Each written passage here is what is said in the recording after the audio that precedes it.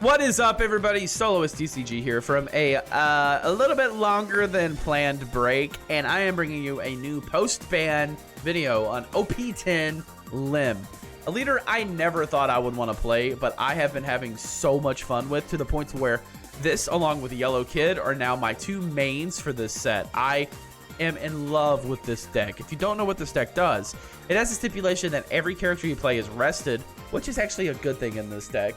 And then you can rest 3 Dawn, ramp a rested Dawn, and then play a 5-cost or lower Odyssey character from your hand.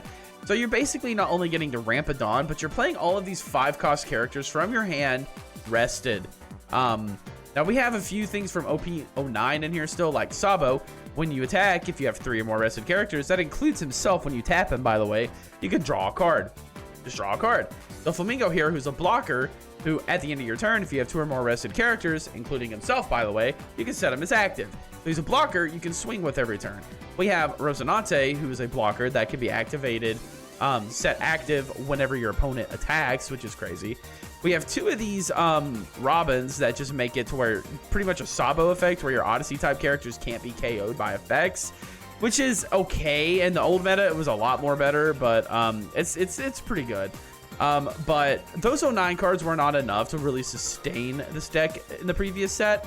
The new cards are doing work, man. We have the new OP10 1-cost Lim that cannot be KO'd by effects, so you can rest a character instead of it dying, an Odyssey character, including itself. And at the end of your turn, you set an Odyssey character as active. So you may be thinking, oh, well, that just gets around this very stupid stipulation. No. What that means is anything you're swinging with at the end of the turn, you're setting as active. It's incredibly aggressive and defensive, keeping your body safe from pretty much anything other than KO effects and resting and swinging. So this card, chef's freaking kiss, man. OP, so good. We have a new 2K that can set a Dawn from being active, which actually is not a bad card at all. Really, really good.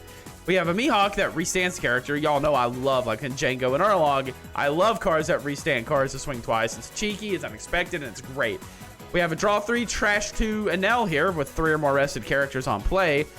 We have a Lim here that's OP09 though, but it's still a searcher, and that's active. It's self-active with 3 or more rested characters. So what you do with this deck is you're playing out these characters and swarming the board with these Odyssey characters that are setting themselves as active, doing really strong on-play effects with rested characters, and then you're ramping to 9 Dawn quick to spam the board with these 3 monsters.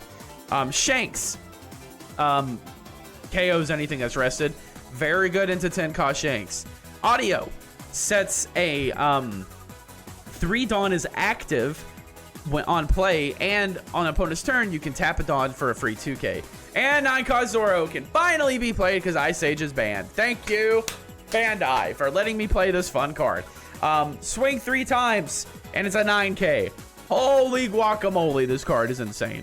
A really cool thing, a really cool combo, is that after the turn after you play this, you can play this and use the 3 Dawn you set as active to swing with this. And that's really, really fun tech right there. And by that turn, you'll be on 10 Dawn, and you can save 1 Dawn to use as a 2K. I say in the video that I think this is the weakest boss monster in the deck, even though it wins me both games, so it's obviously the strongest. I don't know what I was saying. I think this one's the most consistent, because theoretically with this turn, you can set 3 Dawn as active and play a 9-cost and a 5-cost in one turn, and that is a little crazy. Your backup for these monsters is the 6-cost Sakazuki, which just with 2 or more rested characters, KOs of 5-cost. This is a really good option to do if you don't have these 3 on board. These 3 always take precedence over that. This one for the KO effect, but also having an 11K body is just crazy. But this is a good backup option if you're not seeing those. And the really cool thing about this deck, you can win games with ease without ever seeing any one of these monsters. These just make it all the easier. You're still swarming the board with some pretty strong bodies that are setting themselves as active. Very hard to get off the board. Very fun leader. My strategy is I like to just auto take life down to 2 life, and this is getting me having a lot of 2Ks in hand. I'm searching for 2Ks the whole game. I'm drawing 3, trashing 2, getting a lot of 2Ks, and I get to 2 life, and then by that point, they're just trying to find ways to kill my board instead of me, because if they don't, it's curtains, man. It's a really fun deck. I love this deck, and it's the first one I wanted to make a video on because I think there's argument to be made that this could be a top 5 deck in the game right now. People may say I'm coping. I saw someone on Twitter call this a fake deck, and to them I say, but being boring. Everyone's playing Shanks right now. Ugh. Oh, whatever, man. This deck is funner. Anyway, enjoy the games. Like, comment, subscribe, all that fun stuff. All right, we have Lim versus the new starter deck 21 Luffy. It's 21, right? Yeah, I remember that.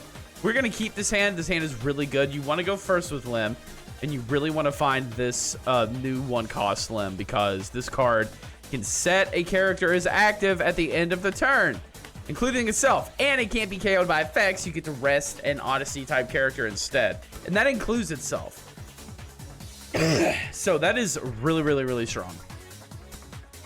All right, we got very good cards coming up here, so we can swing in 5. If you don't know what this does, with 1 Dawn attached, you can put 2 Rested Dawn on a character. Sounds very generic and not that exciting, but it is actually pretty dang good. It's very aggressive. So right there, you see I played this out rested, but it doesn't matter. This can set any Odyssey type character as active at the end of the turn, which is huge. And Dofi can set himself as active if there's 2 or more rested characters. So you're seeing kind of like, yeah, they're coming out rested, but by the end of the game, you have a board full of monsters, not monsters, but characters. And they're all by their own effects setting each other as active at the end of the turn, which is huge. Can we get a, oh, baby. That's going to be very crazy, actually, especially with this next turn. So what's coming up here is that we can swing in 5. Pray to God he doesn't get a mole gun, which it doesn't matter. He actually can't KO. He doesn't have a 60K, so it doesn't matter.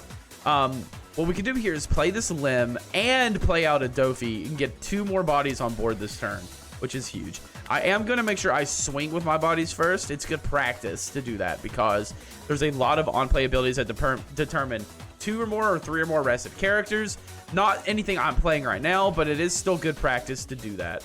We'll play this out, and I really kind of want to find a 2K right now. I think that is what would behoove me the best. And then we're going to play out this Dofi. In turn, this is really important.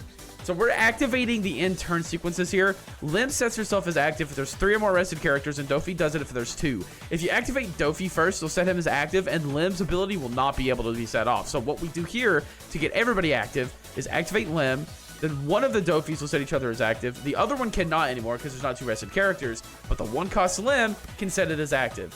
So you really need to pause to make sure that you're activating the end of turn abilities in the right order.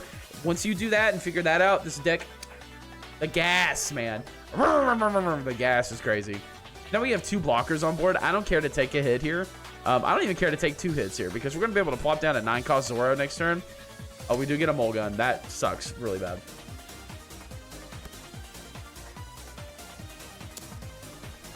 I think I will give a 2K just because we're going to get a really big hit here.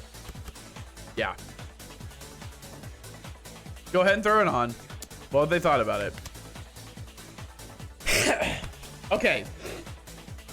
So, 9-cost Zoro does go crazy here. They're going to be at 8 Dawn next turn.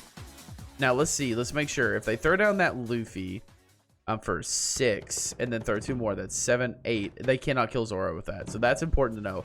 Here, I want to clear board and make sure they just cannot swing into me as much as possible. Got rid of that. No mole gun is going to hurt me at all. Nothing, no triggers in this deck, as far as I know, is going to be able to screw me over really, really bad. Swing in with this. And then we just plop down 9-cost Zoro. If you can really ramp into big bodies with this deck, it is actually insane. And then I can't do anything this turn, actually. But now they're going to have to scramble to find a way to kill this. They could stack all Dawn and swing into it, and then I could just block. Yeah, this is, the pressure's on, baby. The pressure is on. And there's a world, I mean, if we can get away with it, maybe they block up, who knows? But I could go 5, 5, 6, 16, 16, 16. GG. Maybe. It's not foolproof. And this wasn't very possible before Ice Age was banned. Ice Age being banned really helped. And with a lot of, like, red in the meta right now, other than Shanks. Shanks can get rid of this guy pretty easy. But, like, it takes one, like, ooh, Dragon doesn't feel very good. So Dragon's going to swing in to there. If I have the counter, I can go 10, 11, 12. I could just drop 3 1Ks. Do I think I could for sure win? He's leaving no Dawn up. I think I just dropped 3 1Ks. Screw it. I'm going for the glory. And then he just disconnects. Yeah, because he was bricked out of his mind. Yeah, because then it was going to be 5, 5, 6, 16, 16, 16. Curtains, baby. All right, next game. All right, now we're going into Yellow Kid. Piss Kid, one of my favorite leaders. We're going to mulligan this. I really want to look for the 1 cost. I am very lucky tonight. Oh, my God. I am very lucky tonight. Yeah, we really want to intern. So, like, yeah, basically with this deck, you're swarming the board, and then you're ramping really fast with these big 9-cost characters. Zoro's not even the best one, I don't think. I think it's a gimmick in how strong it is, but I think audio is consistently probably one of the best, and I guess we have options, don't we? Good night. So this is really not going to feel very good. We have to play out Rosinante. It's going to feel good that we can set him as active and not have to lose him right away. That's going to feel good.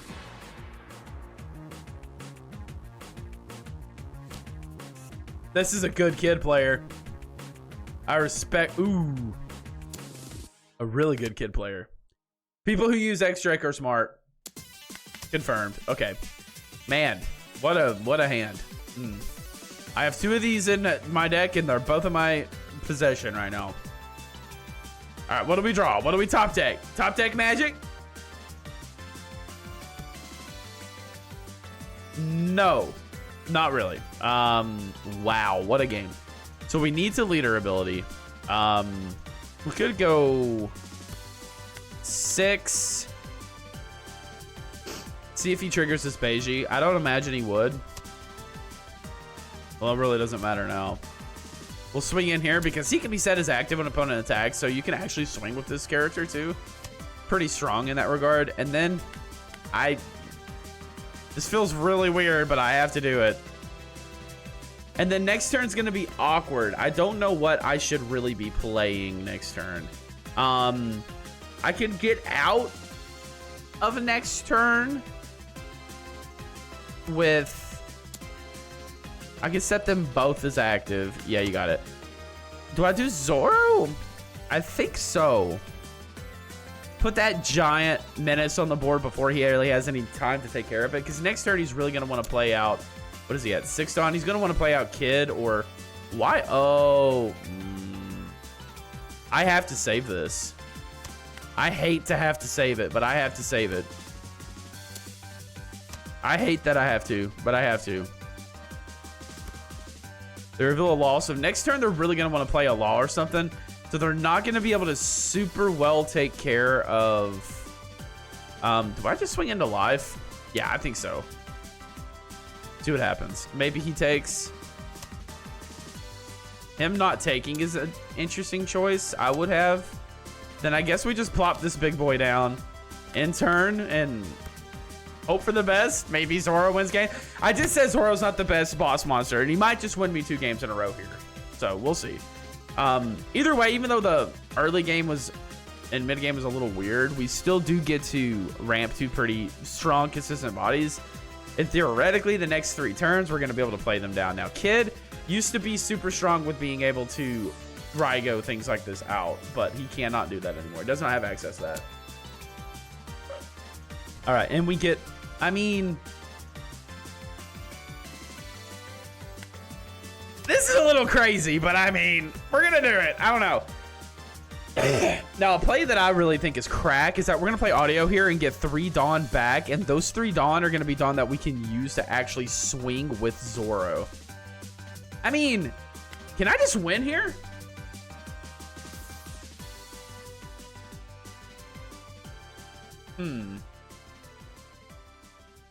Do I play it safe or do I try to cheekily win? What can they really do to take Zoro out next turn? 9 and then 10 with an ace. I can counter the 9. And then I can block the... Part of me really wants to just go for it. How many 2Ks do they have in trash? Nah, they have 2Ks. I'm going to just be safe. So we play this and set 3 Dawn as active. And then what we can do now is literally just send a barrage at them.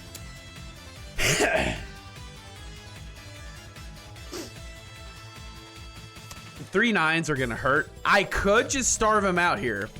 Let's do that. 9 3 times into Kid. Leaving this top life face up is super good because they can't really activate their leader ability. So we can now just throw 2 9s at face. And we're leaving 1 Dawn up for audio because audio also on opponent's attack, you can rest a Dawn and pretty much just get a free 2k, which is huge. And we leave Rosinante up. Now here we can get an ace to heal, which wouldn't be too bad. Then they're only gonna have a 3k blocker, and then I have he could go 15 and ooh, he could rest the blocker and then send a lot into. So I really should have kept him healthy so he couldn't have done that with X-Drake, now that I'm looking at it. Now he could just stack a lot of life onto. But if he does that, doesn't he just lose the next? No, because he can get a blocker. Well, it depends on how much he swings in with Kid here. He could stack all and just guarantee a kill. That's not what to do. That's not the play, Chief.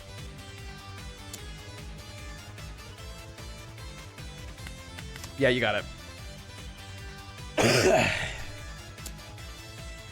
I mean, there was literally no reason not to do that. I should have just done that. So, I think I just win here, right? Let's swing 7, 9, a ton. Yeah, and he blocks 9. Yeah, this is just GG. Yeah, the green monsters, being able to ramp to green monsters is honestly like, now unless this is a Beiji. If this is a Beiji, we are screwed.